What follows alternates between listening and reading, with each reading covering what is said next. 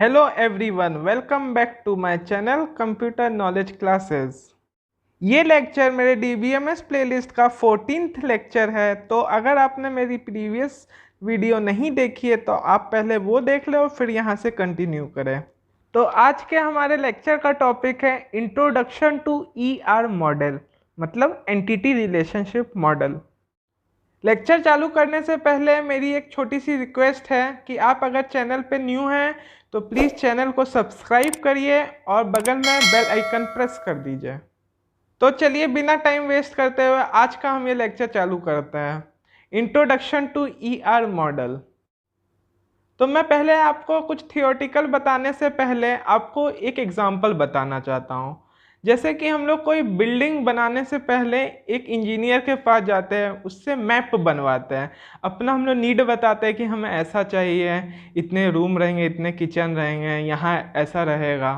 तो वो फिर इंजीनियर क्या करता है, उसको मैप में बनाता है और फिर आप अपना कोई ठेकेदार को पकड़ते हैं, वो फिर वहाँ पर फिजिकली वहाँ पर चीज़ें बनाता है। सेम उसी तरह है ER मॉडल कि कोई कस्टमर आया, उसने अपनी सॉफ्टवेयर को लेके नीड बताई, फिर डेवलपर ने उसको एक पेपर पे राइट किया और फिर उसकी मॉडलिंग चालू कर दी। कस्टमर के हेल्प से एक परफेक्ट मॉडल तैयार किया गया, उसके बाद फिर कस्टमर एग्री हो गया और फिर डेवलपर ने उसको इम्प्लीमेंट करने के लिए आगे पास कर दिया।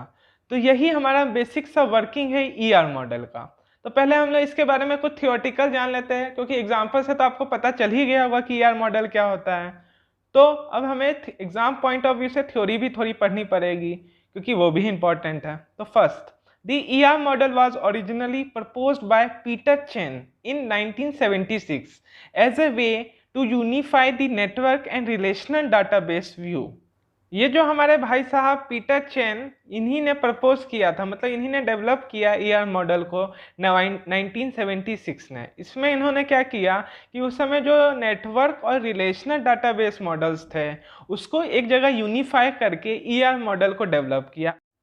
अगर आपको थोड़ी भी कंफ्यूजन हो रही है कि ये नेटवर्क और ये रिलेशनल डाटाबेस मॉडल क्या है, तो आप आई बटन पे क्लिक करके मेरी प्रीवियस लेक्चर में मैंने जहां डाटा मॉडल के बारे में डिस्कस किया था, जिसमें नेटवर्क और रिलेशनल है, वहां जाके आप अच्छे से समझ लीजिए और फिर यहां से आप कंटिन्यू करिए। Next point, the ER model defines the conceptual और logical view of a database.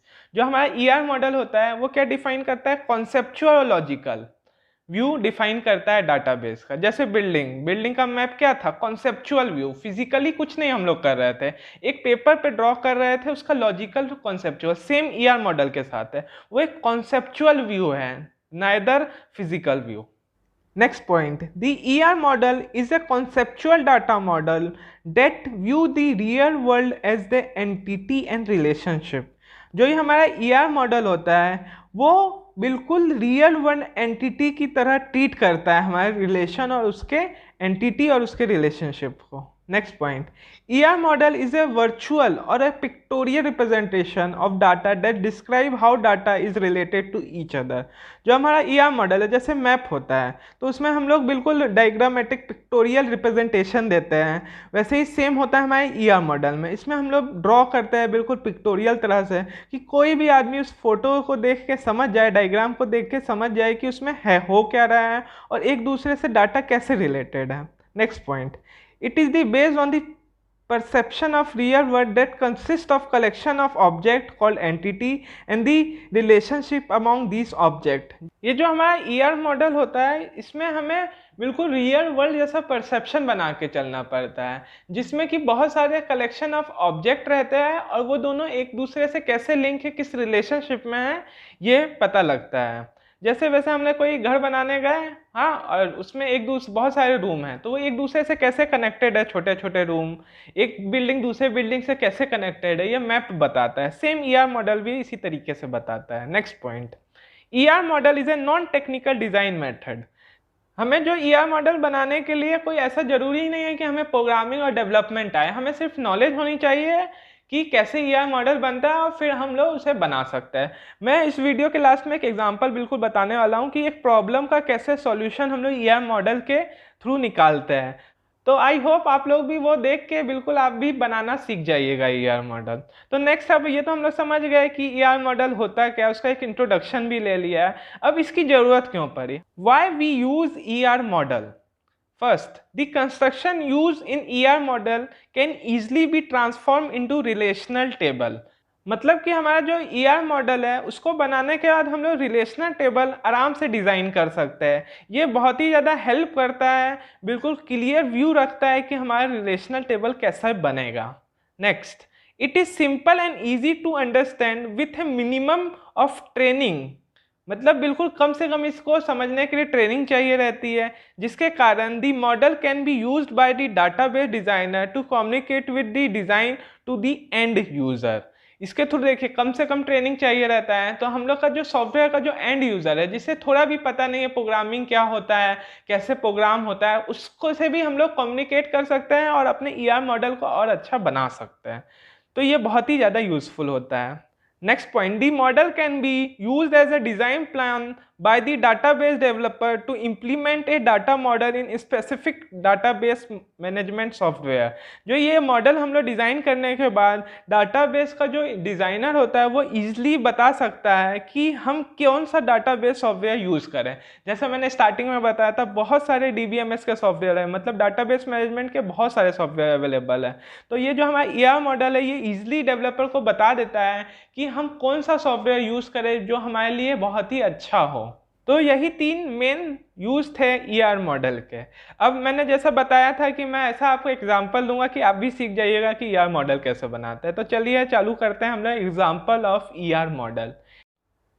जैसा आप देख पा रहे होंगे कि 2 रेक्टेंगल बॉक्स है और बीच में से एक डायमंड कनेक्ट किया हुआ है। तो ये जो हमारा रेक्टेंगल बॉक्स होता है ये हमारा एंटिटी के लिए यूज होता है। एंटिटी मतलब रियल वर्ल्ड ऑब्जेक्ट। तो हमारा क्या स्टूडेंट एक आदमी है कि रियल वर्ल्ड ऑब्जेक्ट है, और एक हमारा कॉलेज है वो भी रियल वर्ल्ड ऑब्जेक्ट है, टेंजिबल है, जिसको जाके हम लोग छू सकते हैं, वहाँ बैठ सकते हैं, पढ़ सकते हैं। तो एक स्टूडेंट स्टडिंग कर रहा है कॉलेज में, तो उसके बीच में क्या रिलेशन है, रिलेशन के एसोसिएट कैसे है एक दूसरे से।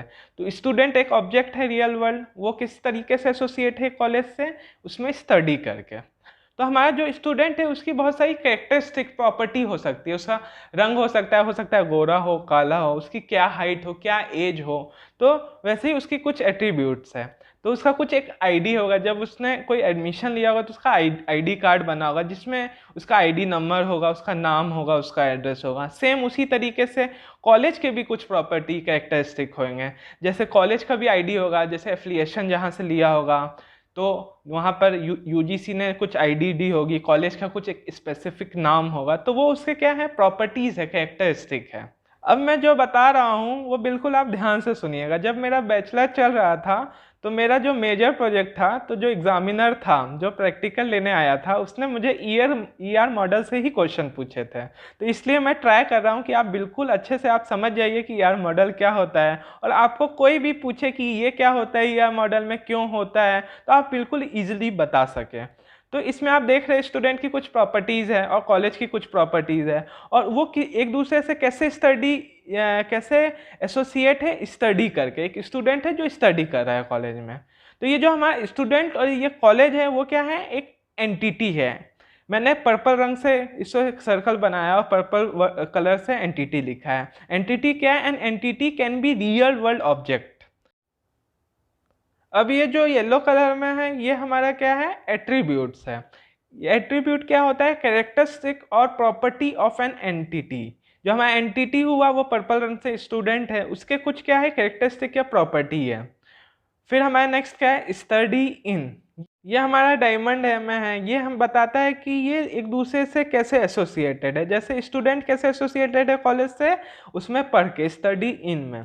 तो आई होप मैं आपको अच्छे से ये एग्जांपल मैंने समझा दिया होगा। अब हम लोग नेक्स्ट चलते हैं कंपोनेंट ऑफ ईआर मॉडल। अब इस ईआर मॉडल में क्या क्या कंपोनेंट है, आप इजीली गेस कर ही लिया होगा आपने कि क्या है। तो ये बेसिकली 3 मेन कंपोनेंट होते हैं ईआर मॉडल के। तो फर्स्ट है एंटिटी, सेकंड है एट्रीब्यूट, और थर्ड है रिलेशनशिप्स। तो ये तीनों जो मेन कंपोनेंट है हमारे ईआर मॉडल पे, ये अपने आप में बहुत ही वास्ट टॉपिक है। जैसे एंटिटी में बहुत कुछ होता है, वीक एंटिटी क्या होता है, स्ट्रॉन्ग एंटिटी क्या होता है, फिर एट्रीब्यूट भी होता है, मल्टी वैल्यू, ड्राइव्ड, फिर रिलेशनशिप भी बहुत बड़ा टॉपिक है कि 1 to 1 क्या आता है, 1 to many। तो इसे एक लेक्चर में बताना बहुत ही ज़्यादा टफ है और आप लोग समझ भी नहीं पाइएगा। तो मैं ये तीनों टॉपिक पे एक सेपरेट लेक्चर आने वाले प्लेलिस्ट में ऐड करने वाला हूँ। तो आप प्लीज़ इंश्योर करिए कि अगर आपने इंट्रोडक्शन टू एआई मॉडल देख लिया है तो आप आगे का पूरा देख ले, क्योंकि अधूरा ज्ञान बहुत खतरनाक होता है।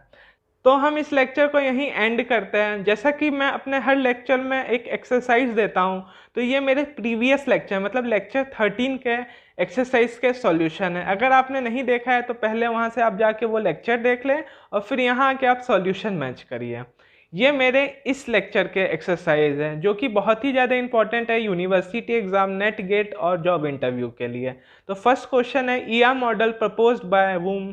सेकंड क्वेश्चन है ER model provide which type of representation.